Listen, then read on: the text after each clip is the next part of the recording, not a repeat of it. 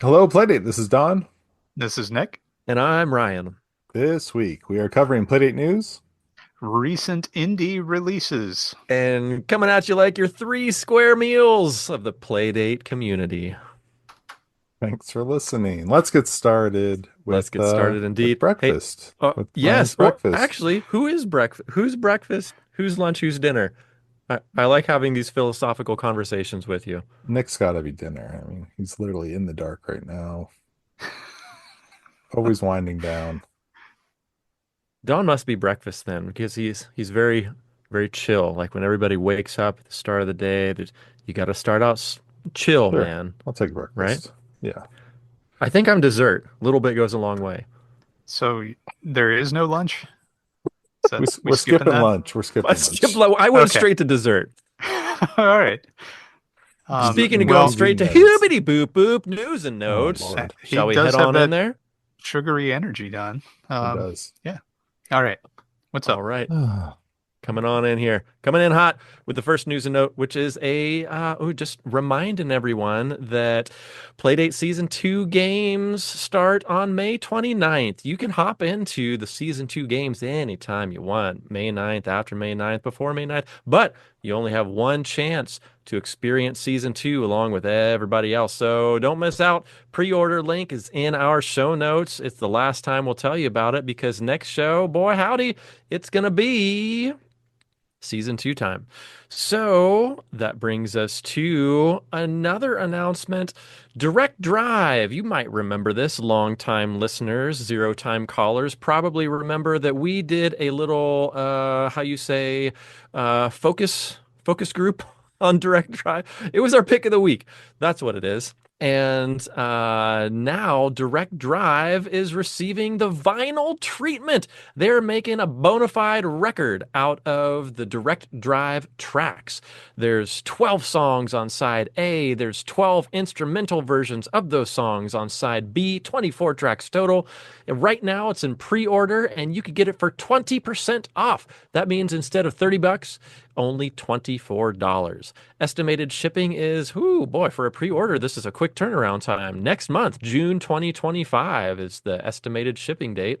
Very cool. And we have a resident vinyl expert, Nicholas Cornelius Baldridge. What do you think about this? Yeah, it's exciting. I seem to recall or shortly after we did our pick of the week, announced this was coming. Or maybe this is the second pressing. I'm not sure. But Digger's Factory is a legit place. I've received other soundtracks from there previously. Their pre-orders are not usually the year-long plus affairs. So their estimated shipping is usually pretty accurate from my experience. So if you're interested, now seems like a good time, especially because it's 20% off. Sounds good.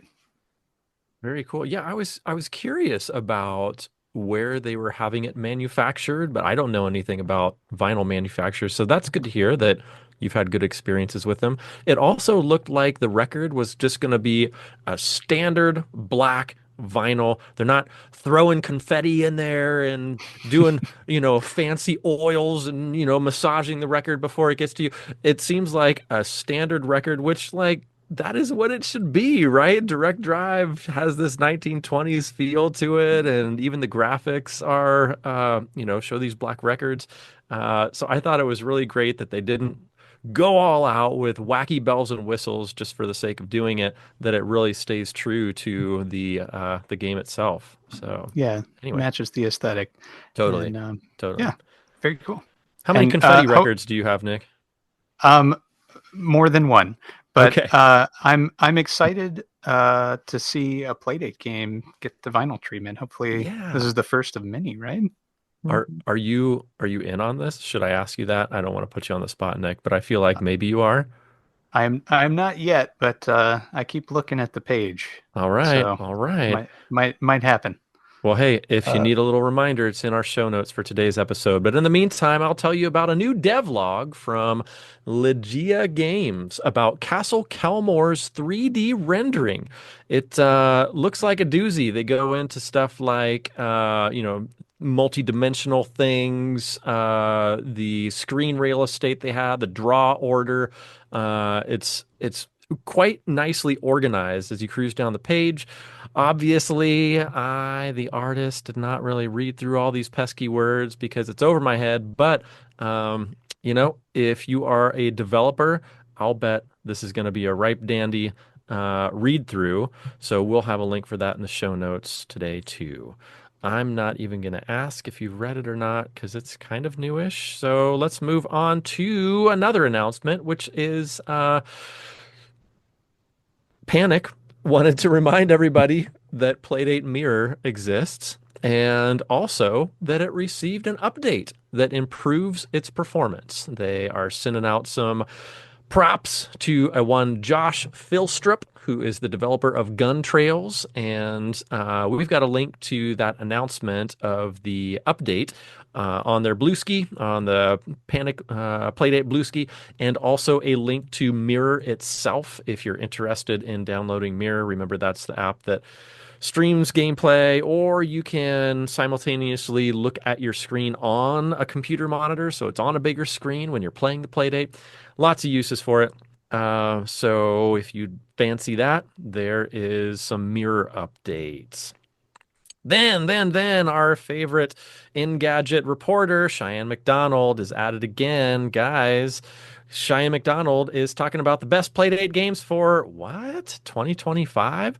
We're barely in the middle of 2025, but they're not games that came out in 2025. It's just like updated for 2025. okay. Don, I should let you do this. I think you popped this one in there. I was trying to go with the flow and That's okay. look at the flow. It's I- all Guys, unflowed. guys, I have an update. I pre-ordered this album. Diane McDonald's best I like- Playdate games of 2025 album. Yes, I like the fact that further unflowed things. That was yes. You're welcome. very Okay. appropriate. That's our job, Let's- Ryan. Nick and I work hard breaking up each episode. Nick, To be what Chaos what Agents? other updates Yeah. do you have about the pre-order? With shipping, it brings it up to approximately the typical for a single album. So, just something to keep in mind. Though the album cost itself is fairly low, the shipping is a little higher than average. What's the total, Nick? Yeah, come It's on, about- out with it. About $40. Okay, All right. that's what Yeah. that's what good. Not too Cool. shabby. Yeah. Also, to add to that, I'm 99% sure there has been a Playdate soundtrack on vinyl before, and I was trying to see. find it today, but Nora Jones has some sort of vinyl album called Playdate, and made it very difficult for me to find Ooh. Playdate vinyl. So I don't know. Hmm. I think it was a Okay. 7-inch though. Okay. So Don't this have might a be the record first player yet, but I might LP. need that. Love me some Nora Jones. Well, it was a record store day exclusive, so it'll run you about $60 for shipping. Oh, never mind. Good luck with that. Anyway, yeah, Cheyenne McDonald. So best Playdate games as of 2025, and it is split between uses the crank and doesn't use the crank. So there are some very recent releases on there, but there are some classics on there as well. So give the list a look. There's about 25 games on the list, I think. Well, cool. Okay, Ryan, I'm Thank you, done. Don. Also, Oh wait, I put in the an next thing effort- on here. Hey Ryan, I put the next thing on here. So I you're was not I was know what gonna we're say talking in an about. effort to further this unflowiness, I think Don did the next one. So, Don, your turn. Ryan, here, let me put my name in the outline so that you know I wrote it. Okay, there you go. Yeah, there is a Playdate community jam, another game jam going on right now. Goodness. This is the Playdate community jam. It is on itch right now. It is running for 2 months. So you got plenty of time to create a AAA experience in 2 months somehow. No pressure. No pressure. It's not just a weekend though. So you got now through August 17th. It started on May 17th. So check out the link in the show notes. Right now there's 5 entries, but you got plenty of time to just hop in there and see what's Okay. what. Fantastic. Thank you for Okay, those back to you, inputs. Ryan. Woo, here we go. Now it's time for Uncranked Corner, where we talk about just a couple few things coming from Uncrankedness land. Yeah, starting with Gonna have to you work on can that one. join or reserve your copy of the Off air, 2020 work on that one. 2026 play. Okay, I gotta start over. This is awful. Talk about unflow. I'm all about the unflow right now. You gotta join. You don't have to. It's an option. Can we do this again? A third time. Join or reserve your copy of the 0 edits. 2026 Playdate Community Calendar or the 2025 Physical Advent Calendar. So when we talk about reserving a spot, we're talking about you can be a part of it. So if you want to be a part of the calendar, like submit some artwork, there's only 7 spots left. And if you are interested in being a part of the 2025 Physical Advent Calendar, there are 19 spots left. There is a form that you can fill out if you would like to apply for either of those things. And that form that's linked in the show notes for today's episode also works to apply to be part of the Uncranked Coffee Table book. So we've mentioned that in the past. Just a brief mention here today before we go on to the second part, which is the second season of Uncranked TV is wrapping on up. The finale is going to be this Friday, May 24th, 2025. But don't fret. Don't worry. We're here for you. Uncranked TV is here for you. Season 3 will be back up and running again in a month or so, probably around the week of June 15th, Zanya tells me. And then finally, Uncranked hitting a milestone on the old blue ski. They've got over 300 followers at this point. So Zanya's looking for some input on how best to celebrate. There is yet another forum for that, which is linked in the show notes for today's episode. And you can suggest things like an AMA, an Ask Me Anything, or a new Caption This contest. Or if you have your own personal suggestion, there's options for that as well. So we're going to keep this Uncranked Corner tight today. And if you want to stay up to date on any other Uncranked happenings, don't forget you can subscribe to their Substack.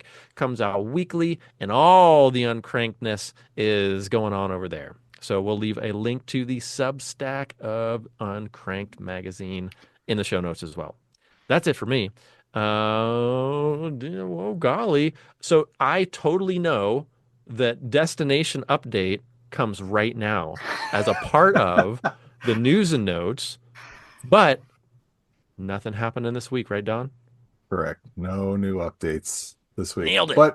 But I did want to circle back real quick on the Playdate community calendar, not the advent calendar from last year. I'm looking at this month, May 2025. I think Mouflon Cloud, it's one of my favorite months. I think it's a Mouflon Cloud month. What happened to You Gotta Bounce? Do you guys remember that? You know, that's a good question. That didn't ever release, did it? No, he put out, oh, I don't know if he put out a demo, but there was at least like a demo out there or a beta or something, because I know I played it, a small version of it, and it was fun, but I don't think it ever released. And I What was it called use again? you gotta bounce or gotta bounce, something like that. You gotta bounce. You just gotta, because I use the emoji in Discord all the time. Yeah, The it's gotta a great emoji. emoji. It is. And it Multiple says good it things. says sometimes you gotta bounce right on the calendar, so I'm assuming it's his. Anyway, I wonder what happened with that. We'll have to rib him, see what's going on. Anyway, I Not would love to doing move on, but enough. we're Gee. in a boot free period right now, so I'm not sure what to do. Well, Yeah, if only I know there was someone who some can help with easy that. transition. All right. Well, let's remedy all this by hibbity boop boop booping our way into the indie inventory, where our Dawn has a bit of inventory for us. of the Nick, are indie you variety. driving the bus this time? Hello, my name is Don, and Oh, I would like to talk to you about a game called Armada. you Yeah. guys talked about this before we started recording, didn't you? We It's all did. right. Here, let me Um, put yeah. Ryan. We're switching More this show up right notes. now. I've been chuckling along to these show notes as I've been scrolling through this episode. It's pretty great. There's a lot of notes between Ryan and Don. Um, so Mine are all loving. Don's are too. Um, I leave no notes though, no trace. All right. So Armada is by Random Encounter Games, and it's $5 on itch. Armada is a modern survivor slash roguelite twist on arcade classics like Missile Command and City Defense. It offers fast-paced, all-crank gameplay, Ryan, combined Hmm. with simple, accessible mechanics and a surprising amount of content and replayability. Did you all play a lot of Missile Command? I did on the Atari 2600. I I have was played a number of games of Missile Command, but I don't think I'd classify it as a lot. I was more of a Battle for Atlantis fan though. But Gotcha. very similar. I played a lot of Missile Command in the arcade. Hmm. Oh, That's Johnny where I Fat played it. Sacks over here. Oh wow. I was very bad at it for as much as I played, but I enjoyed the game quite a bit. Um, well, anyway, this looks really cool, and it says the full game includes a new game plus and offers around 6 hours of gameplay, up to 8 hours for players aiming for 100% completion. A built-in completion percentage tracker lets players easily see how far they've come and what remains to be discovered. Hmm. Awesome. This Doesn't this look is amazing? It does look Totally. amazing. Yeah, it Yes. looks great. The description was very apropos, like a modern missile command. Looks much more like spray shooting than the single targeted Hmm. Hmm. shots you get with missile command. And I love the fact that there's a percentage of completion. I love when games do that. Me too. That's just a personal preference. I hope it But goes there's over 100%. I love that. I like that too.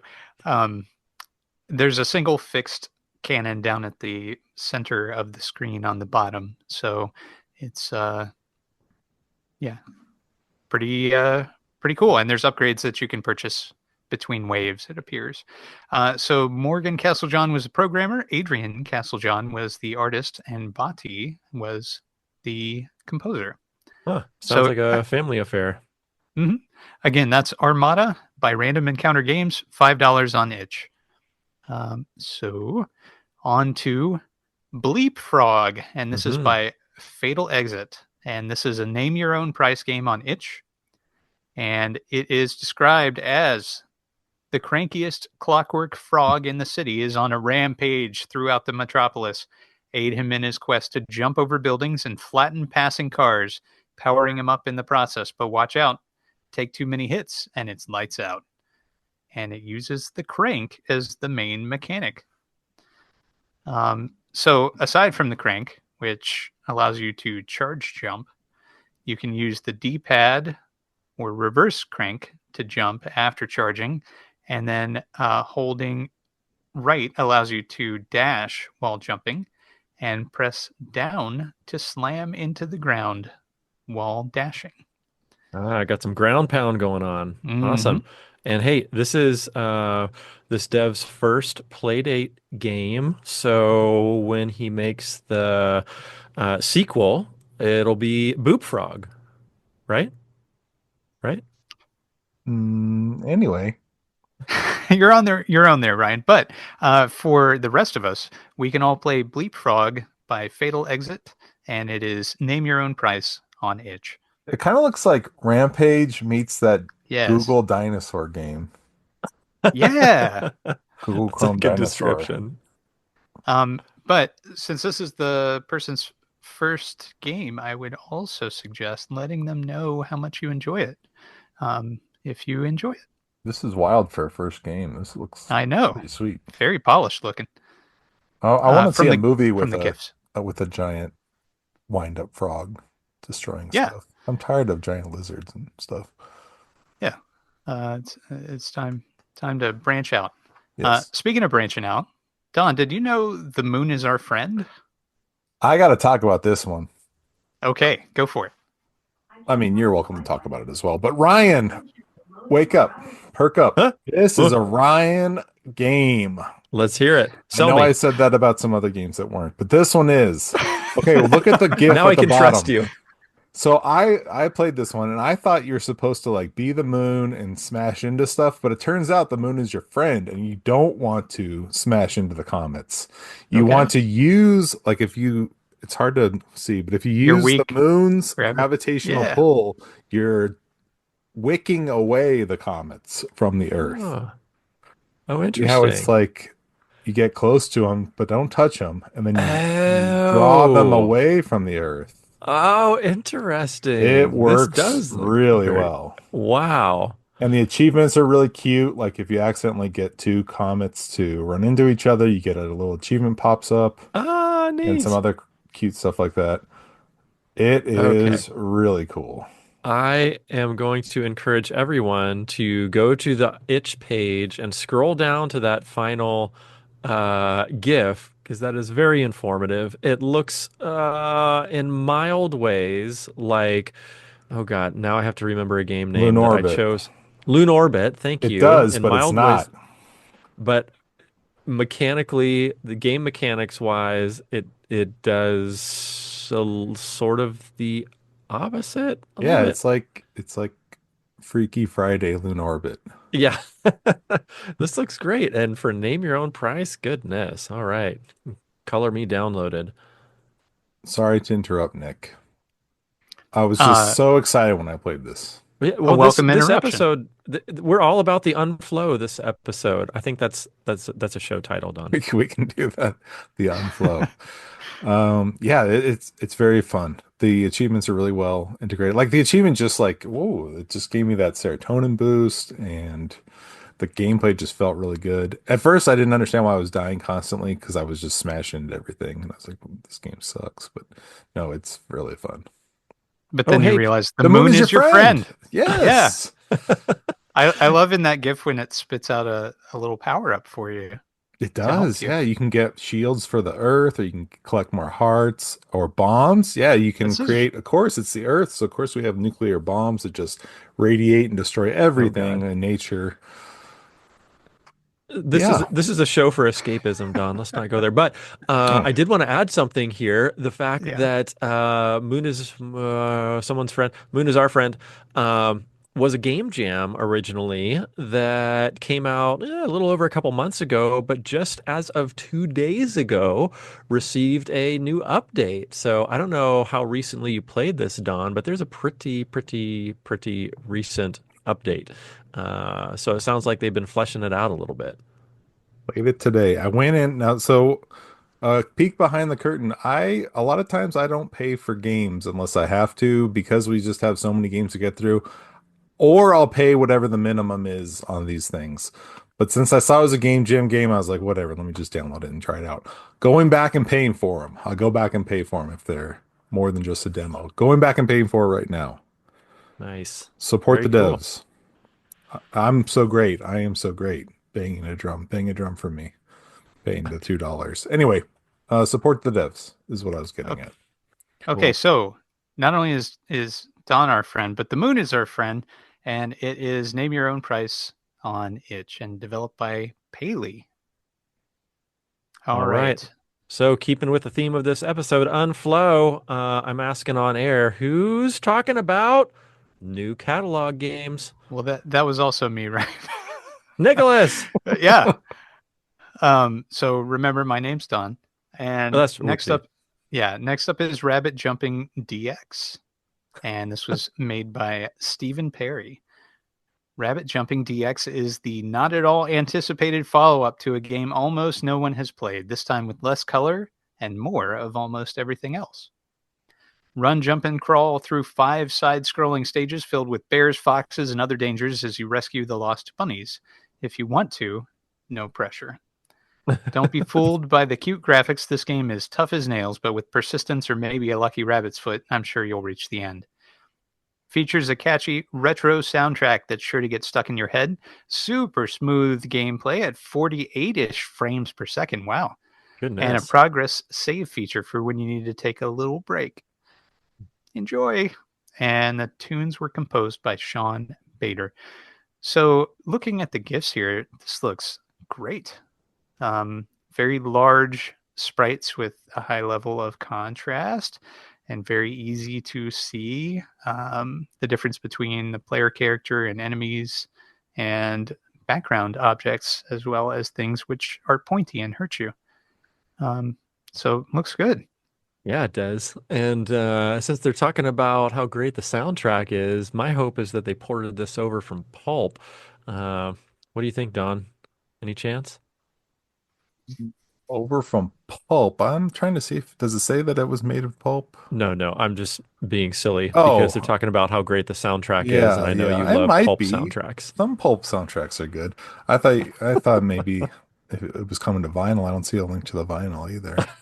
Yeah, not yet. It kind of looks like another game, a game that Ryan picked a long time ago. Remember, it was like a little Picky bunny. Ricky. Picky Ricky, thank you. A little bit of Picky I Ricky remembered a meets thing. Mutant Muds. You remember the thing? Yeah. Yes. You should have made a bet on it. But Yeah. Oh well. Yeah, it does bring both of those to mind. And it's currently $4 on catalog. Hey, do you guys remember me raging about line width on Playdate games a while yes, back? And I like, remember look, you raging about a lot of several stuff. Yeah. times. Yeah. Mhm. interior line work is thin, exterior line work should be thick, and then you can see what the object is. And I'm starting to see that a lot more in Playdate games. And this game especially does that in spades. There's Hear that, big ol' Playdate devs? Ryan's taking credit for all the that art. that was the moral of this comment, but I am just very pleased to see this, in all honesty. It No, looks a it's lot cool. more Yeah, clear than games have in the past. So great job, devs. definitely. Um, none of that 1 pixel uh line Outline. work. Yeah. Yeah. I, Yeah. I I like a thin pixel line work as well. I like them both. I like Casual Birder. I like Picky Ricky. Everybody's doing a good job. There's a place for everything. That is true. Mhm. Um, all right. Well, speaking of a place for everything, shall we visit Space Station Theta? Let's go. It's made by Enrico Cravina. And you find yourself trapped in an abandoned space station Theta and must find a way out. In the game, you control an astronaut who can walk, climb, jump, and interact with objects throughout the station, which consists of 100 rooms. These start off simple but become increasingly complex as new contraptions are discovered by our hero. While the main challenge is to find the path to the exit, later levels will also test your reflexes. If you get stuck, each room includes a helpful hint, and a built in tutorial explains the station's unusual physics. The game contains no violence aside from the character potentially dying from falls, lack of oxygen, or electrocution. In our But no opinion, violence. right, no violence. In our opinion, the game's charm lies in its simplicity and rhythm, drawing the player into an immersive experience. Expect several hours of fun. And Space Station Theta is a game with a long tradition starting from the 1980s. The original concept and title were written in BASIC for the TI-99 4A by Jeff Bunting. The shareware evolution of the game was developed in Forth for the TI-99 4A and Pascal for the Macintosh by Tad Wood's TNT Software. The enhanced version for the Playdate was written in Lua in 2025 by Enrico Cravina and includes an original soundtrack by composer Jins. So that is Space Station Theta, and it's $5 on catalog currently. This looks very interesting. It reminds me of a little bit of Lode Runner. Did you Oh, all play much of interesting. that? I I was do thinking remember it that. was I was thinking it was giving me a little bit of Fall of Elena Temple vibes. Mm-hmm. And also, the death sprite of the character did remind me a whole lot of like 80s Mac games where the player just kind of like disintegrates into the ground when they pass This away. It is literally an 80s Mac game. It looks like Yeah, it's one to killer. one. Oh, it Love looks it. 1-to-1 to the original Mac game. Oh, really? I Did you look it Googled it. up? Yeah, I looked it up. Cool. That's cool. Yeah, I was getting the Bugs Bunny's Crazy Castle vibe. Oh yeah. Donkey Kong 94. The way he's grabbing, it looks like he's grabbing vines straight out of Donkey Kong Jr. when he's Yeah, like you're right. sliding down. But I guess the this game came out before all that, so cool. Very cool. Looks great. Indeed. I love the All right. cover art. Maybe my favorite key art Hmm. or whatever. Cover art? I don't know. Unless this is AI, right? I don't think it is. It looks really cool. I What was was the joking, question? Ryan. Oh, About what It's now? like Your favorite cover art? this I, watercolor I, art is really cool. a watercolor. Yes, it is. I don't know where that came from. This art. I am Yeah. allowing you your opinion. You think it's AI or what? No, no, no. No, Oh, I don't think it's AI. oh, it's just not a fan. You Okay. you said it was your favorite cover art, and I'm allowing you that favorite to be had. Oh, okay. I gotcha. Okay. All right, So moving on. let's move on to the More next. unflowness. Yeah, it's called Spirit Trail, and it's made by Dar Doyle. Did we talk about this in a preview context or on Itch when it released? This appears very familiar. Dar Doyle. Let me see. Oh, Spirit Trail. Hmm. Sorry, my thing is loading forever. It Okay. Not ringing doesn't bells ring for a me. Is bell this to like a me. match three? No, it is All a right. match three. I don't know where I saw this before, but let's continue on as if You may I have had a said nothing at all. premonition. I did apparently. Yes. Maybe I've done this episode once already. You'll never know. So this was made by Dar Doyle and follow the spirit trail and fight it out against fearsome yokai in this match 3 battle game. Swap tiles to trigger attacks and unleash powerful abilities. Along the way, learn about each yokai you encounter as you fill out your codex. In Spirit Trail, battles are fought by matching tiles. Each tile is linked to a hero. Swap their tile to make them attack and unleash powerful abilities that can shift the momentum of the fight. On your journey, you'll face 8 different yokai. Each has their own attacks and requires a unique strategy to overcome. Some hit hard, others defend, or disrupt your board. Success on the trail means learning the yokai's attacks, planning your matches, and choosing the right team for the fight. After each victory, you'll unlock a codex entry revealing a bit more about the yokai you just defeated. Darcy Hatfield did the programming, design, art, and music for this game, and it's currently $5 on catalog. Um, Don, did you play a lot of Puzzle Quest? Yeah, I think I put it. I think when we did our top 10 of all time or something episode, I think I put it in there. Love Yeah, that I game. think I had that memory as well. So yeah, it's this reminds me a bit of that, um, but I'm excited to fight some little spirits and Very learn a bit charming. more about them. It is very charming, and the little preview of um, the codex is cute as well. So Mhm.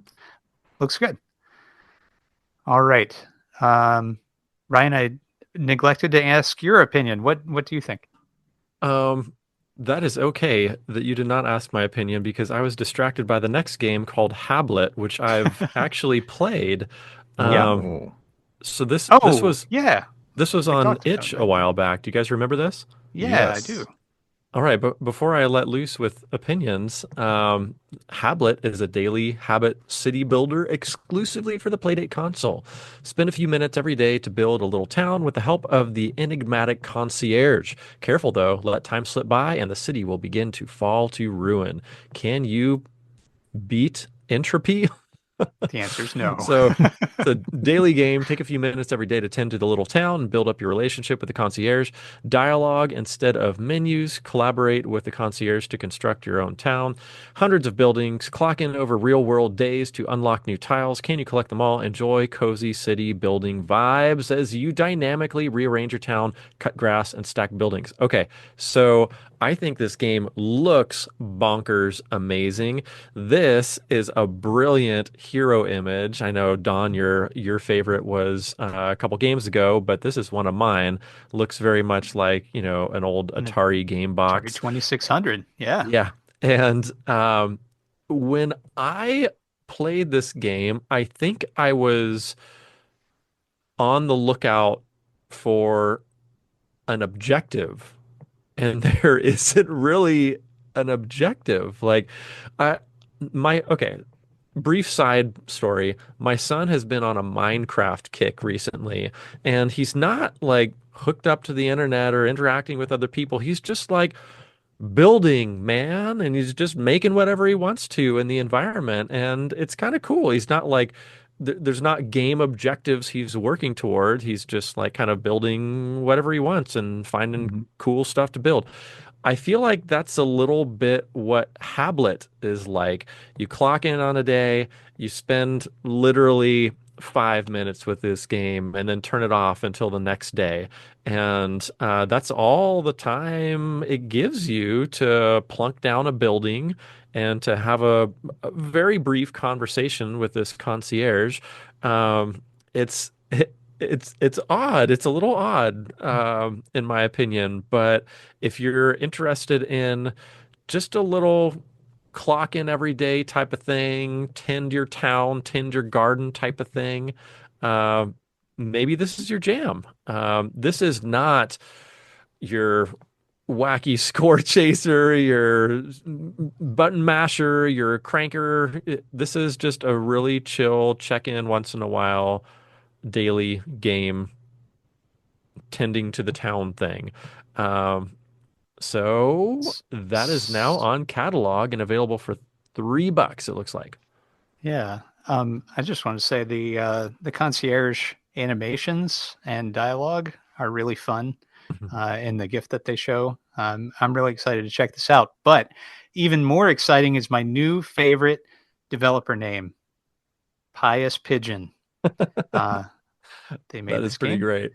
The music is by Will Hitch, and the soundtrack's on Spotify for those who do that. And the cover painting is by Katerina Gerbasi. Gerbasi? Ooh, my new Gervasi. favorite cover painter. Yes. So $3. And that brings us to the final catalog game of the episode. And that is uh, a game that is difficult to pronounce. So I'm going to try it. Let's find out if I do it right. Or will this be another Ouija situation? You mean Um, Weggy? Weggy, yeah. Uh, Okwoni is a textless puzzle game in which you must find your way across an intertwined megastructure. You will not be alone. Your incarnations will have the help of a bizarroid characters speaking an obscure language. And the art is by Rec Bell, music and code by Divine Lou Linvega, and it is $5 on catalog. Um, Wow. This looks amazing. it What does. even is? I want to know all about this. This looks like one of my favorite type of games, a puzzle game, point and click type of puzzle game with a lot of exploration and unique environments. Um, This is an the isometric environment, if we haven't said that already. the artwork is very detailed. Um, all right, Ryan, here's a question for you. There seem to be a lot of thin lines in this It one. sure does, but boy howdy, I'm eating my words on this one. With that said, I do think it could be more clear with some thicker character outlines, but it really does look amazing. And another fantastic hero image there. Oh man, lot to love about this game. Boy, Mm-hmm. hope to All play right. this one soon. Yeah, maybe we'll hear more about it. All right. Oh, Well, we like a good everybody, foreshadow. that is the end of indie inventory, except for what's on sale. Oh yeah, Who's love me some who's on picking sales. that one? Oh, Yeah. that's me. Please, please, please. Me. Pick me. All right, Ryan, go for it. On sale are Volumental, $3 down from 4. Cyber Run, Uncle Victor and Cyber Run, 40% off from 5 to 3. The Scrolling Enigma, 25% off, 4 to 3. Orbo, down 40%, 5 to 3. And then IFO, 60% off, 5 to $2. Goodness gracious. Those are our sale games for this fortnight. Very good. Thank you And so Very good. much. I think everybody's anticipating the next section break. Unless I'm going to pause for a moment, see if we're missing anything. Are we missing anything? Anything? Any wrap-ups? Nothing missing. All right, then we will respectfully move into the pick of the week. This week, I picked the pick of the week, and it happens to be called Inventris. Inventris is a cross between managing inventory, that's the invent part, and Tetris, that's the Tetris part. Boy, howdy, I downloaded a bunch of games, went through a bunch of them. Last week I told you if I had to point to one of them to be my pick of the week, I don't think I would have chosen this one just from the looks of it. But after playing it, boy howdy, it really sunk its hooks into me. And I tried to do a little explaining last week, just a little bit. And when it says Inventris, it sounds like Tetris. It seems like, oh, I'm going to be doing like uh, rows. And once I complete a row, then it's going to disappear and then it falls down some more. But it's not quite like that. I think the Tetris name is a bit misleading because instead of finding rows or blocks falling down, you're making squares. So you've got to complete a 2 by 2 square or a 3 by 3 all the way up to 5 by 5 squares. You've got, I think it's about, I didn't count, 5 or 6 high by like 12 or 15 wide space to work in. And you can place these pieces wherever you want, man. And when you do, you can place pieces on the left, place pieces on the right, place them in the middle, and start building up squares anywhere you want.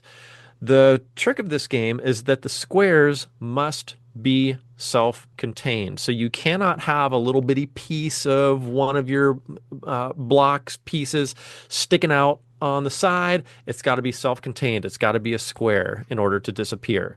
So you are trying to manage all this and fit it in these boxes and disappear these. Well, they're sort of like tetranimos in that they occupy a particular set of squares, and but they vary in numbers of squares that they occupy.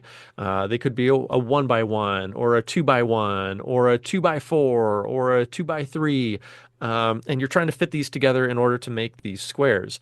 And if you do not work quickly enough or efficiently enough, then there is no longer a space to put your inventory or Tetranimo inventory things, and then your game is over. So you get more points for disappearing larger blocks. You know, a 2 by 2 is worth less than a 5 by 5. And I found this so captivating, but I'm real interested in hearing what my dear co-hosts think. So let's see. Nick, you just did catalog. So Popcorn Dawn, I'd love to hear your thoughts about Inventris. Sure. Yeah. I don't have my high score handy because I thought that like the dashboard image has a score on it. And I thought, oh, that's so cool that it keeps your high score right there on the dashboard because it said like 660 or something, but it doesn't. It just always says 660. So when I exited out, I was like, oh, it says 660 again. But yeah, so I am a fan of games like Backpack Hero. I think I mentioned in our last episode we brought this up, where part of the challenge is inventory management. And I love puzzle games where you're basically matching three. So the concept is fun. Um, it's a little challenging with how fast it goes and how small the grid is, but I guess that's part of the fun in that you really have to figure stuff out quickly. And I think the more you play it, you kind of get used to, okay, these items work best together. And I felt like you could probably create a guide. Well, you being specifically Ryan could create a guide is like, okay, you want to have two armor and a staff together. We'll create a grid. And so you probably get used to just creating that sort of pattern. And I found myself sort of doing that over time too. All right, I'll just stack up some staffs And then if I get three staffs, then it'll work. Or if I get, I think it was like two staffs and a shield, or I forget. Um, it will naturally start to create matches. And the nice thing is when the new piece comes in, if it makes a match, it'll just disappear. Your match will just disappear. Your grid, whether it be 2x2, 5x5, whatever, will just disappear off of the screen and give you some more room. So even if things were getting crowded, I was like, all right, well, I know that my next thing's going to be a shield, and it's going to end up sitting here because there's nowhere else a shield can fit. Even if there are some little spots, it's going to make a match, and then I'll have some breathing room. And so I enjoyed that. And there's like a little knight at the top walking along and like attacking monsters. And it doesn't really do anything, but it's still cute and it's a good use of the space on the Playdate screen because you don't really need the whole grid. I feel like if the grid was much bigger, it wouldn't be as fun. Um, because I found on some puzzle games, I'm trying to think of what it was. Oh, I was playing Puzzmo. Are you guys familiar with Puzzmo? It's a Zach Gage No. game. It's like a collection of games, a collection of puzzle games that you do daily. Sort of like how New York Times has Wordle and a couple other ones. Well, Zach Gage has Puzzle. And so they have one where you match poker cards, and it's usually 4x4, I think. And they have a new mode that's 5x5, and it feels like a little too big. And it reminded me of this because I think if you went much bigger, it just would get like not as challenging. You would have too much room to move stuff around.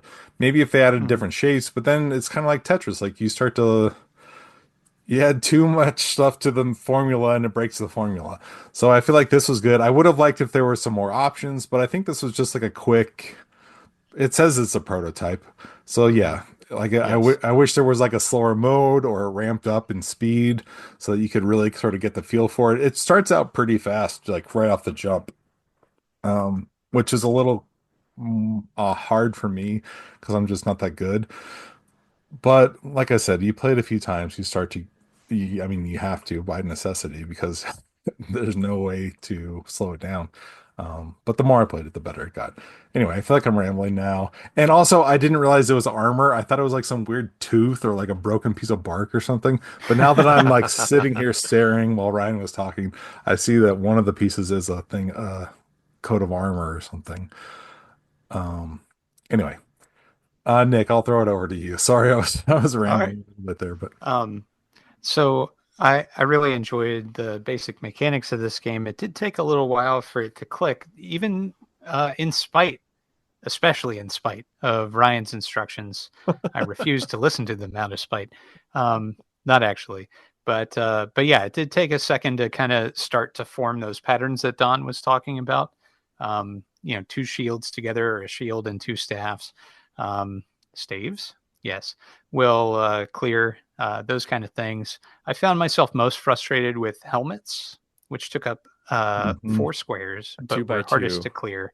Yeah. Yeah, in my opinion. But at any rate, what I will say, I have a couple of critical suggestions, perhaps. One of which is that Don mentioned that when the knight at the top of the screen is walking along, they slay a little slime every so often, and that's what gives you the item, which I thought was really cool.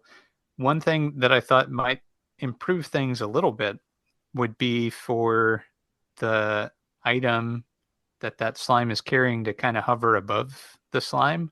So you get a preview, kind of like the next piece in Tetris.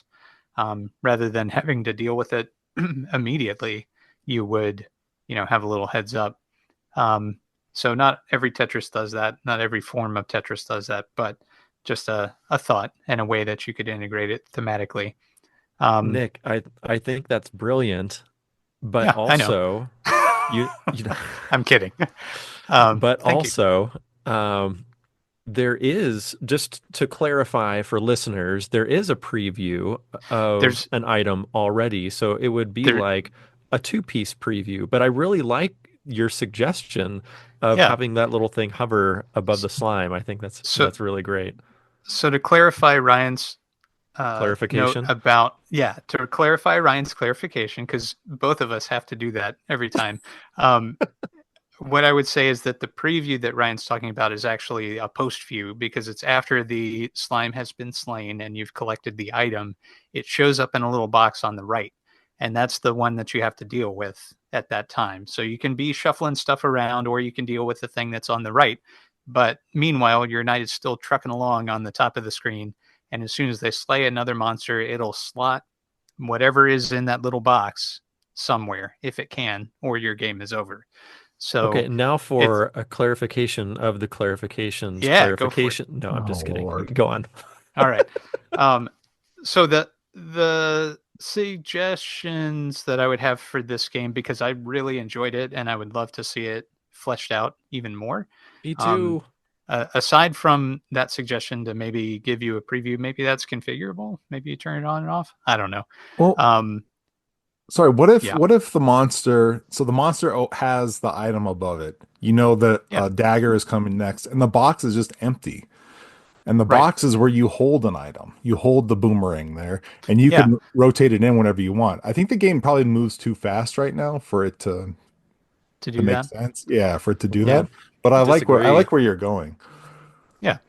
Um, so the other thing I would say is that the art assets and especially the music.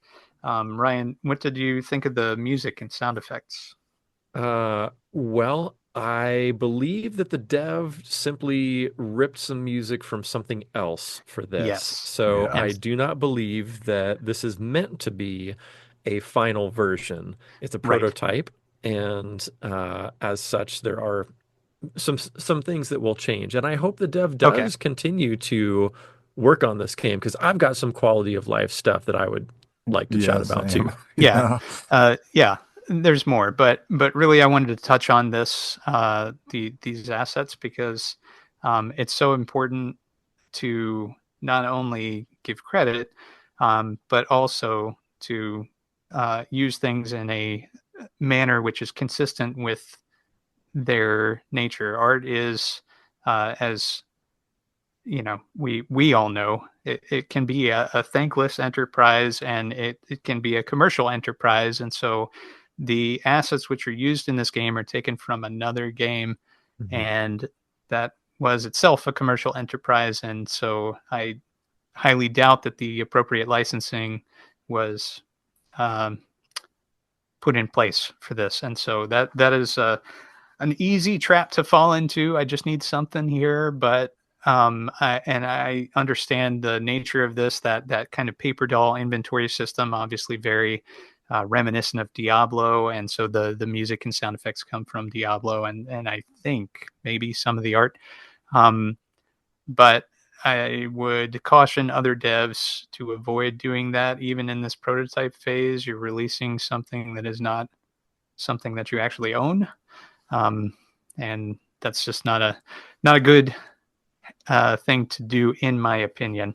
Uh, so that said, um, I would love to see this with its own music, its own artwork, and also um, a way to see your previous high score. Don touched on that. Mhm. Um, just being able to have that score to shoot for, just like in arcade games, high score to date, shows up at the top, and when you beat it, something happens. I think that would be neat. Um, and those are my biggies. Um, Yeah, I think you config touched. I'm sorry, go for it. configurable speed. I feel like it's pretty well paced. Once you get the hang of what it is, maybe a tutorial would be helpful, because it is not obvious. I was thinking that you tried to fill a grid top to bottom and then start to expand it left to right and just try to make a concise square. And sometimes that works out in a 5 by 5 situation, but only then. And if you have anything sticking out over that, it wouldn't work. And by that time, it's usually too late if you're struggling to make that 5 by 5 work. So it took me a few iterations before I realized that you don't have to go through 5 by 5. You can do 2 by 2 or 3 by 3 or 4 by 4. So anyway, yeah, those couple of things I think would really improve things. Yeah, I'm going to echo what you said about using your own assets or free assets, free meaning unlicensed assets that Or people Creative provide. Commons licensed, or Thank you. Thank you. there's a Yes. world of assets out there that can be used legitimately. And the Yeah. funny thing, funny to me anyhow, is that, and Nick, correct me if I'm wrong, but I believe the assets, the visual assets, which are appropriated, are the weapons in the grid, Hmm. not the knight and the slime, correct? Yeah. Correct. Correct. And in my opinion, the knight and the slime are the stars of the show. I love this Hmm. chunky 8-bit Oh, it's uh, beautiful. uh, Yeah. aesthetic that they've got up top. Yeah. And there was a conversation in, I forget if it was on the Inventris itch page or if it was on our Discord page, but talking about how, yeah, I think that it would be really great to have some of that 8-bit chunky style in the structure of the weapons because they're supposed to fit a grid. And right now, Hmm. sometimes it's a little bit difficult to tell, at least on initial gameplay, is this supposed to be a 2x4 or does that little point down at the end not reach those bottom squares?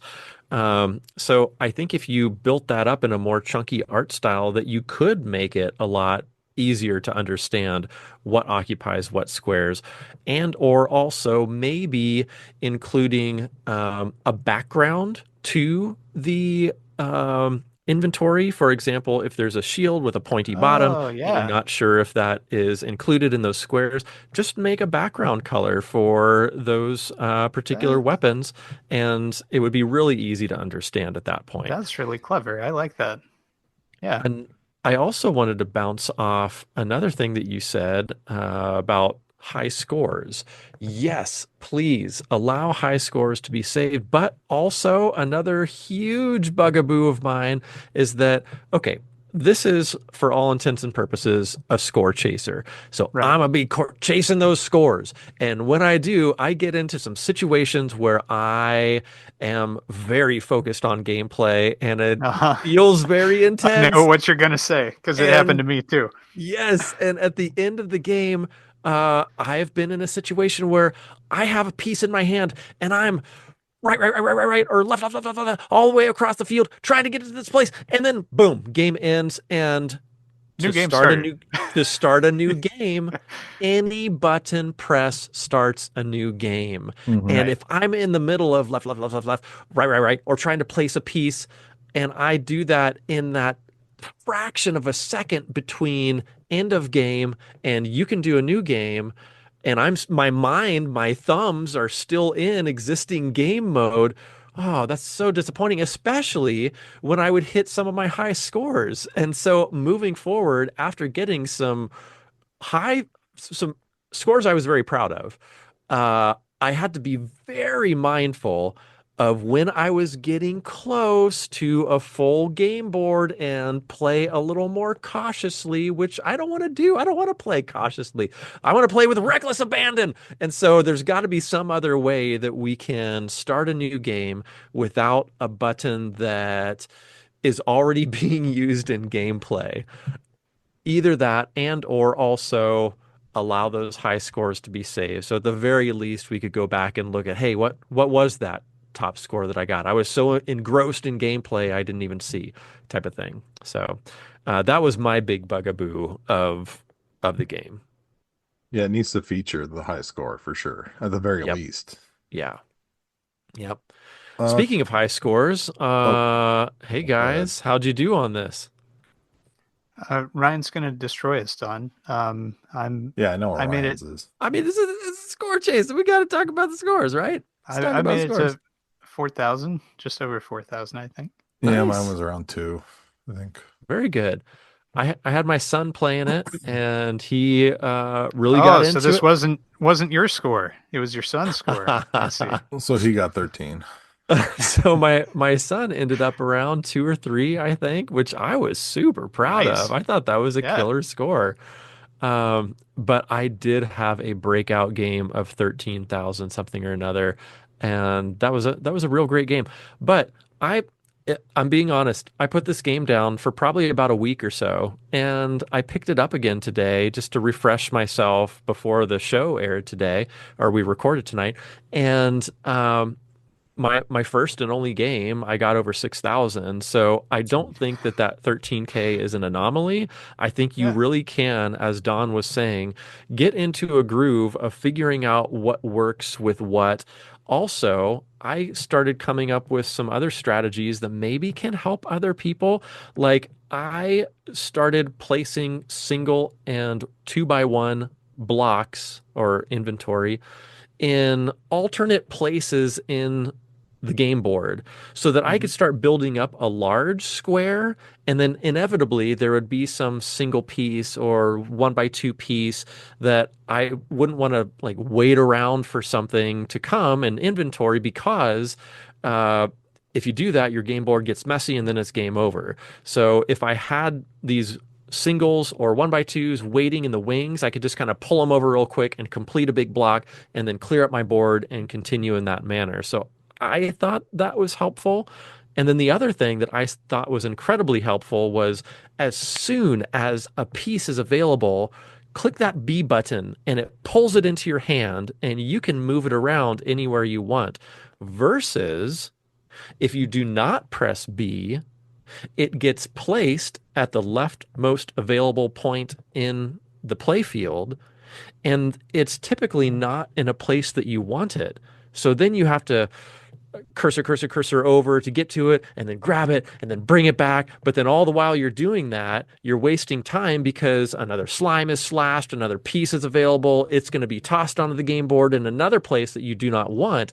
So for me, a saving grace and the way I was able to build up scores in a reasonable way is by grabbing that piece of inventory the moment it becomes available and take a very proactive approach in placing those pieces. Did you guys do that, or did you kind of wait around for the piece to land at the left-hand side where it would? Yeah, I only did that if there was a real problem. Um, Mm, I always put it in my hand immediately.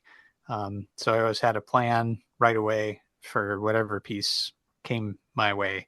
okay. Um, yeah, I didn't know you could and do that then until right now, oh just yeah, sitting here when I was reading oh the. really? Yeah. I mean, Wow, I probably did it on accident, but It took me like a I said, it while went that's to so amazing. fast that I wasn't really waiting around for stuff. Yeah, it took me a while. Well, if I'm being honest, a lot of things took me a while in this game. Initially, to understand that I was making blocks that had to be self-contained. That took me a while to understand. And then that whole pressing B in order to grab something right away and have it in your hand and be able to move it around quicker than just allowing it to drop. That was another big epiphany for me, which I did not get for quite a while. So I hope that's helpful to other people too. Yeah. One thing I did want to mention is the sound effects. Like the sound effects are good, but they're so loud. I wish you could Mhm. mix the sound a bit. The actual slashing, the squishing of the slimes or whatever was so loud. Hmm. I really didn't like the sound mix at all. I like the sound effects, but didn't like the sound mix. Hmm. And I was looking to see if there was any Diablo 2 asset packs because I know like Vampire Survivors just used like a Castlevania asset pack you paid $30 for or something. To Mhm. see if that was something maybe they did. I'm guessing you didn't for something like this, but it's hard to tell even what these are.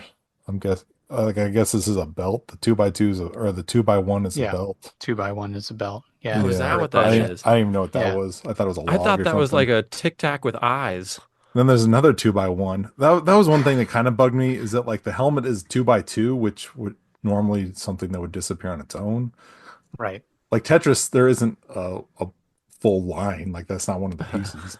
So Right. that's a little weird. And then having two that are the same thing, like it needs a little tweaking. Overall, great concept, just with Mhm. some small tweaks. Yeah. But yeah, you would Cool. want to at least change the assets a bit so that they're not. one to one. I mean, it's hard to tell what these are, so he'd probably be okay. But yeah, I see what you're saying. You want to use original stuff. And is this a Mario boomerang? I'm guessing that really sticks out because it's so different. Hmm.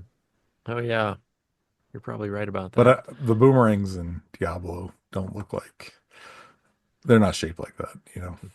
You need a piece that piece is an asset to the game because you use it so much, or I did Yeah. anyway.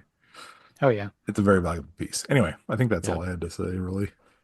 Well, Fun ultimately, game. I think this was a heck of a prototype. Yeah. It kept Yeah. me real busy for a real long time, and I had a real lot of fun with it.